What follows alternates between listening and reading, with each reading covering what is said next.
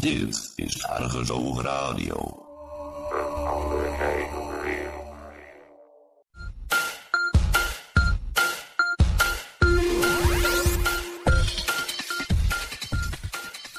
TheWatermanFiles. Dit is ArgusoogRadio. Een andere kijk op de wereld. Hello, this is the Waterman Files, and you're listening to John Waterman, and I'm coming to you from deep inside the castle. Thanks, Hans, for getting us ready and getting us up. A lot of work behind the scenes with ArgusoogRadio. So I want to welcome you today to the January 22nd broadcast of the Waterman Files. We have a lot to talk about, although I kind of got messed up in my schedule. There's plenty we need to talk about. Hopefully we can clear up some of the things and continue to make some regular progress in our regular departments. And talking about that, let's do some updates right off the bat for the community. The ground crew. This is an update for you. We have some emails. We still have community@mailvault.com, but we've changed the let's to script because we're really after providing people a medium of exchange and understanding how to move forward with it. You can't use existing coin as a medium of exchange unless you just want to go ahead and participate in the existing monetary system. And there's a lot to be learned about script, and I'm going to talk about that later when we have somebody come on in the last part of the program. Last half hour, we're going to have someone come on. Our topic's going to be economics. And right before that, I'm going to talk a little bit about script and why it's different than regular money, why it's even different than coined money, what its advantages is, and obviously everything has a disadvantage, so we'll talk about that.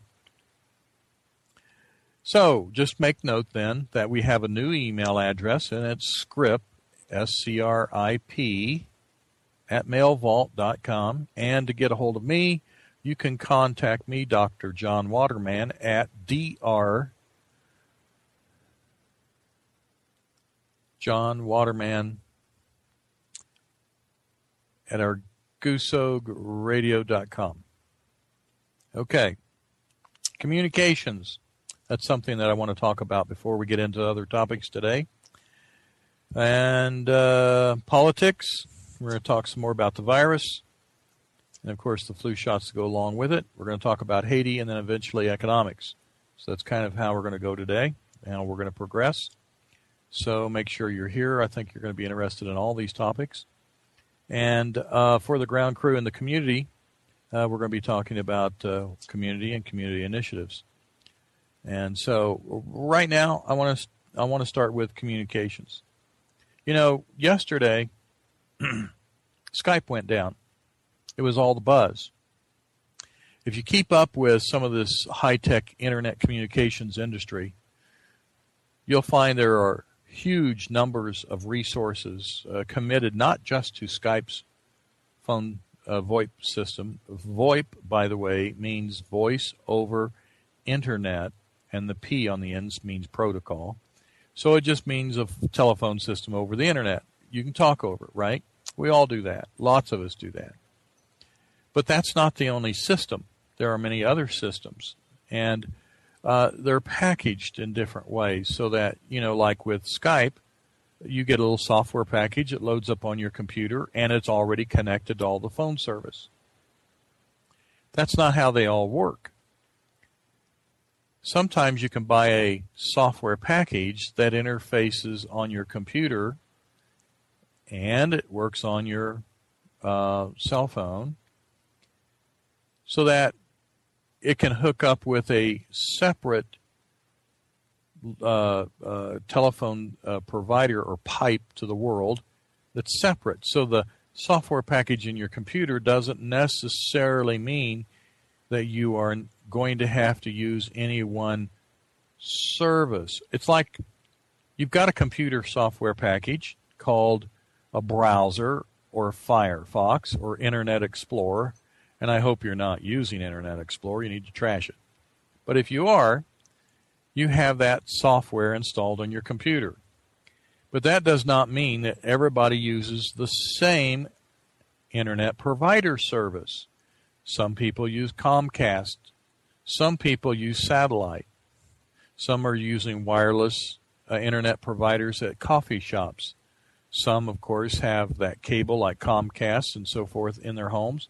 Others use dial-up.